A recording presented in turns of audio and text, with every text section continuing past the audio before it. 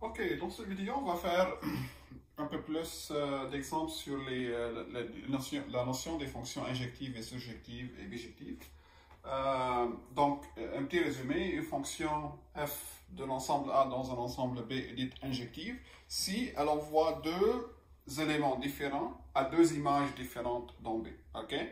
Donc, injective veut dire qu'il n'y a pas deux éléments différents de l'ensemble de départ qui ont la même image. Right? Donc ça, c'est la non-injectivité. Surjective veut dire tout élément de l'ensemble d'arrivée, tout élément du codomaine et au moins une image. Right? Il n'y a pas des éléments dans l'ensemble d'arrivée qui ne sont pas des images. Ou bien, le codomaine et l'image de la fonction, c'est la même chose. Donc, il faut très bien comprendre la définition de ces deux notions. Bijective veut dire injective et surjective en même temps. Regardez cet exemple de la fonction f des entiers naturels dans lui-même, qui à tout entier naturel fait associer le carré. Fait associer le carré. Alors là, je dis que f est injective. F est injective. Alors, comment je montre ça? Pour montrer l'injectivité, comme j'ai expliqué dans l'autre vidéo et dans les notes de cours, on commence toujours par dire quels que soient les éléments m et n dans l'ensemble, dans le domaine n, on suppose que l'image de m égale l'image de n. Donc ça, c'est le point de départ pour montrer l'injectivité. Je suppose que f de m égale f de n, et je dois montrer que ça doit impliquer que m égale à n. Ok. Mais que veut dire f de m égale f de n? Ça veut dire m carré égale n carré, n'est-ce pas? Ça, c'est l'image donnée par cette fonction. Mais comme on travaille avec des entiers naturels positifs, n carré égale m carré veut dire m égale à n. Ici, ça c'est vrai car m et n sont positifs. Si m et n n'étaient pas positifs, bien sûr, m carré égale n carré implique m égale à plus ou moins n. Ok? Donc, on a ça. Et ça veut dire que f est injective. Maintenant, f n'est pas surjective.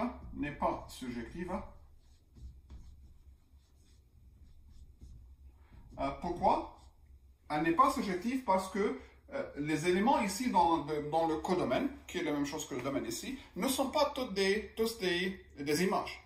Par exemple, je dis que 2 n'est pas une image, n'appartient pas à l'image de f.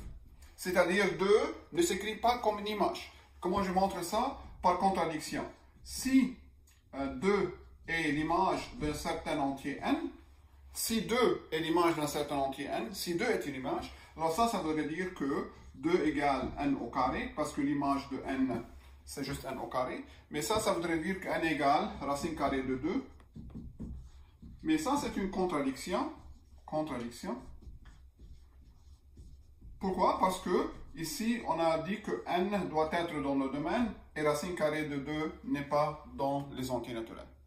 Donc, 2 n'est pas une image d'un certain entier, n'est pas une image d'un entier, et par suite, il y a des éléments ici qui ne sont pas des images. Alright? Donc ça, c'est un exemple d'une fonction qui est injective mais non surjective. Remarquez que si je change le domaine, si je change le domaine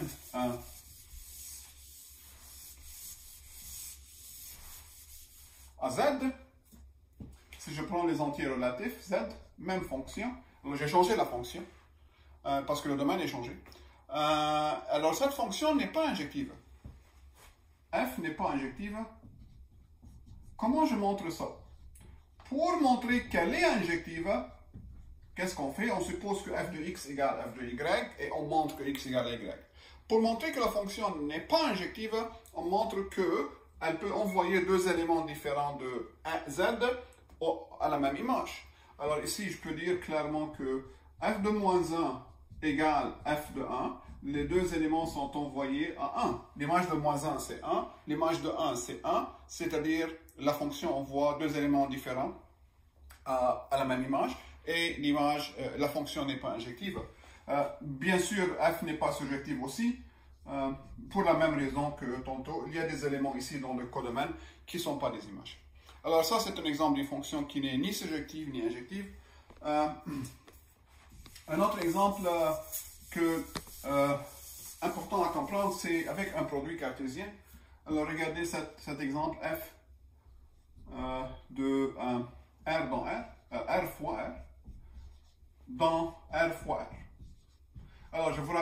dire ça? Ça, c'est le produit cartésien. Qu'est-ce que c'est qu'un élément ici? C'est une paire ordonnée, x, y, où x et y sont des nombres réels. Okay? Ça, les éléments ici sont des paires ordonnées. Même chose ici. Right? Donc, notre fonction f est définie de la façon suivante. À toute paire x, y, un élément de R fois R, j'associe moins 2x plus y, ensuite x moins y. Quelque chose comme ça.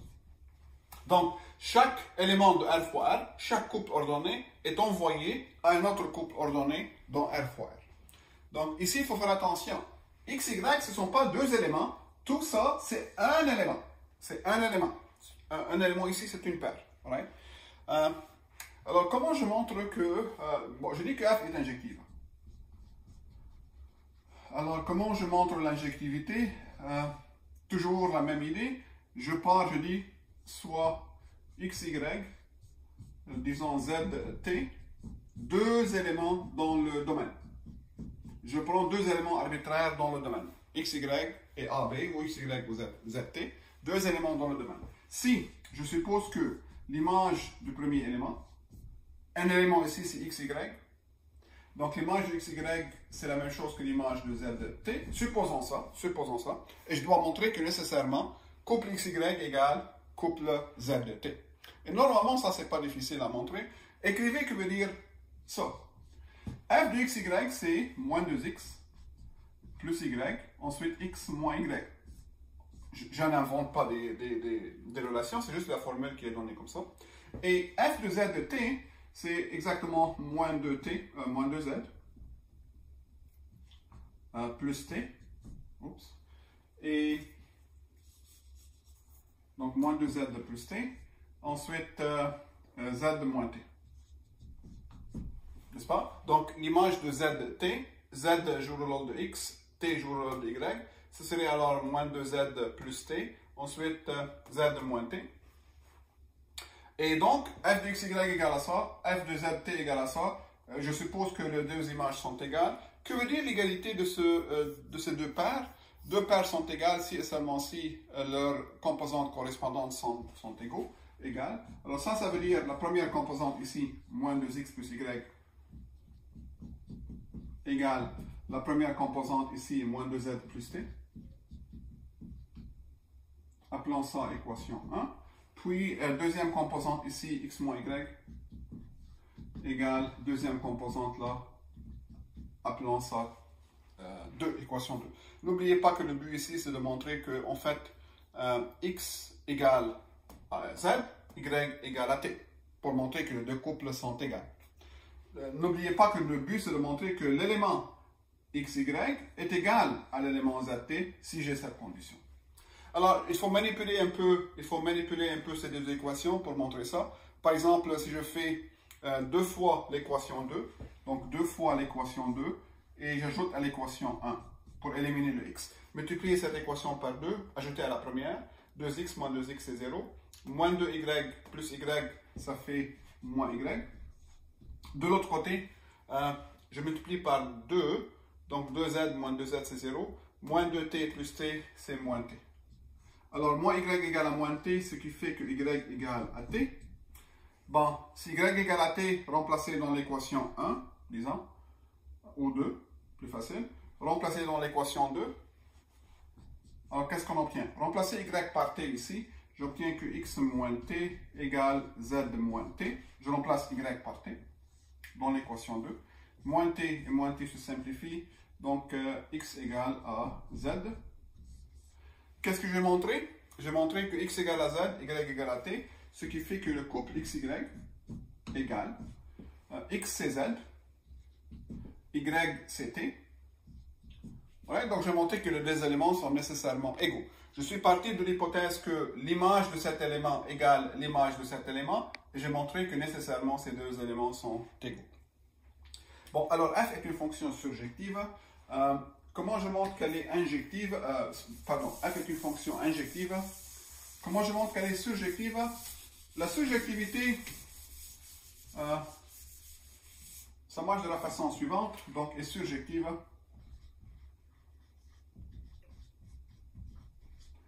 Pour la surjectivité, je prends un élément arbitraire ici. Je prends un élément arbitraire dans le codomaine. Donc là, je dis soit xy, disons, un élément quelconque, arbitraire, dans le codomaine. Il faut montrer que cet élément arbitraire est une image. Donc il faut trouver un antécédent. Il faut trouver un élément AB. Donc ça, c'est un élément dans le domaine. Tel que l'image de AB est XY. Cette phrase que je viens d'écrire veut dire que n'importe quel élément du codomaine est une image.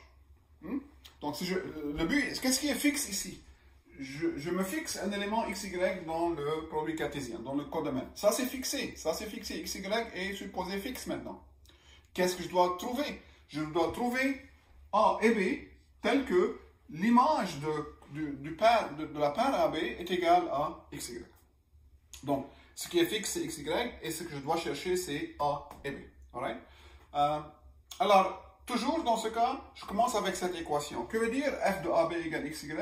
Ça veut dire, n'oubliez pas que f de AB, ça fait moins de A plus B, selon cette formule, et A moins B. Donc, je veux que moins de A plus B, A moins B, soit égal à XY.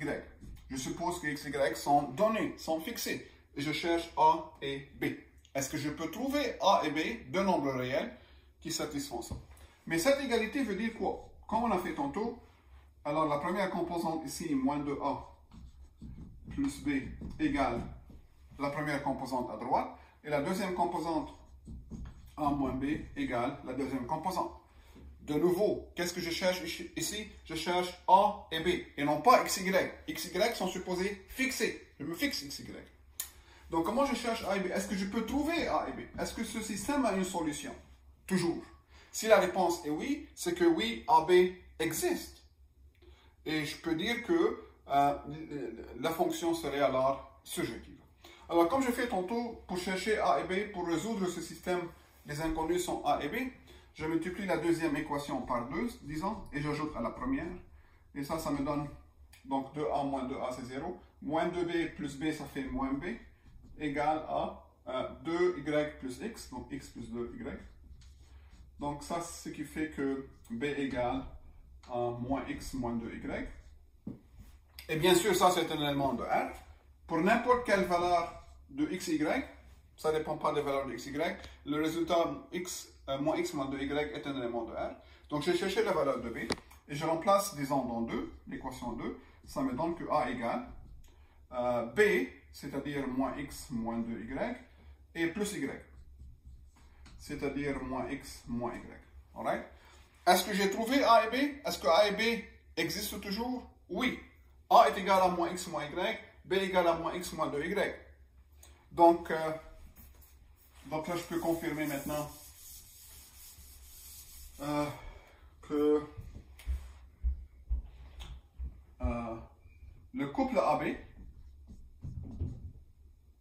qui est le couple moins X moins Y, ça c'est A, et moins X moins 2Y, existe tel que f de AB égale XY. Donc là, j'ai commencé avec un élément arbitraire de codomaine. XY était un élément arbitraire de XY, et j'étais capable de trouver un antécédent, c'est-à-dire un élément AB du domaine, tel que l'image de AB est ce couple fixé XY. Donc tout élément du codomaine est une image. Ça, c'est justement la définition de surjectivité.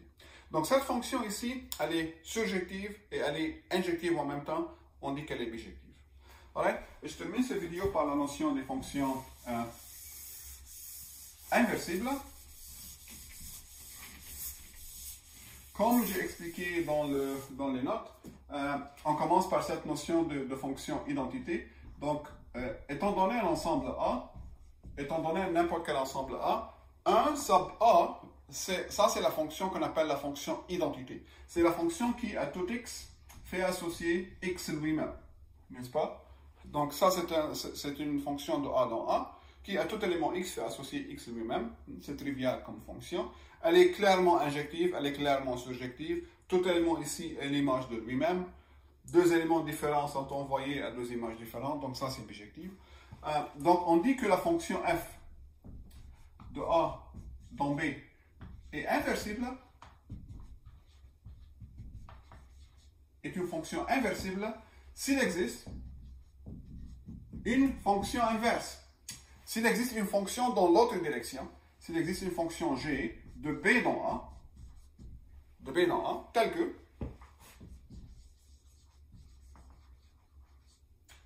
que je peux faire f rangé, je peux faire g rang f. Alors, dites-moi, f rangé, c'est une fonction qui commence à quel ensemble? Le domaine de ça, c'est G, le domaine de G. Le domaine de G, c'est de B. Donc ça va aller de B jusqu'à B. Et ça va aller de A jusqu'à A. N'est-ce pas? Alors, tel que f rangé est la fonction identité de B. Et G rang f, c'est la fonction identité de A. Alright? Donc, je dis que la fonction f de A dans B est inversible si je peux trouver une fonction g de B dans A, dans l'autre direction, telle que f rang g égale 1b et g rang f égale 1a, les fonctions identités. Ça, c'est la définition d'une fonction inversible. Donc, une fonction inversible, c'est lorsque je peux trouver une fonction dans la direction inverse, telle que ces deux composés sont satisfaites.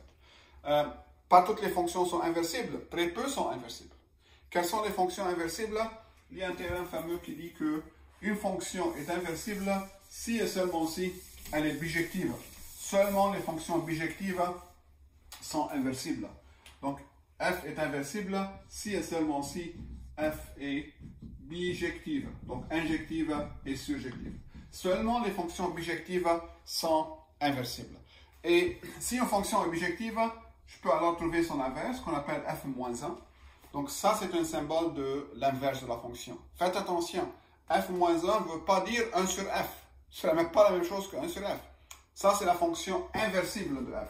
C'est-à-dire, c'est la fonction de B dans A qui satisfait les deux composés de tantôt. Alright? Donc, les fonctions inversibles sont seules les fonctions bijectives.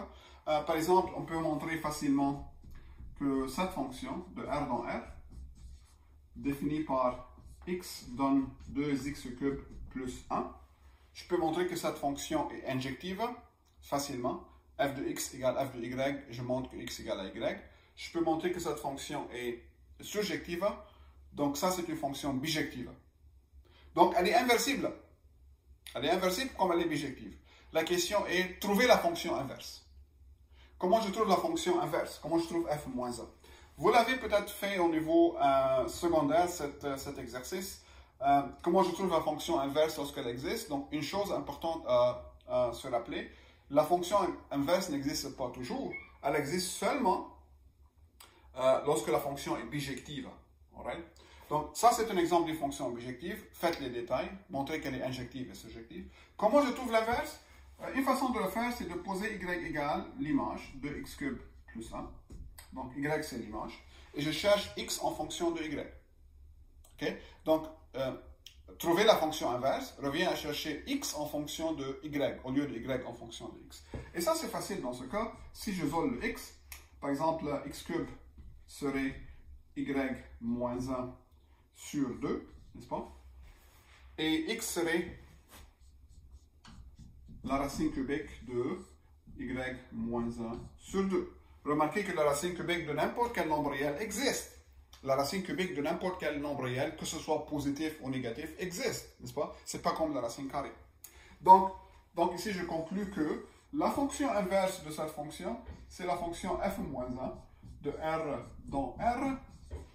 Donc c'est la fonction inverse qui, à tout x, fait associer cette expression. Changer y à x ici.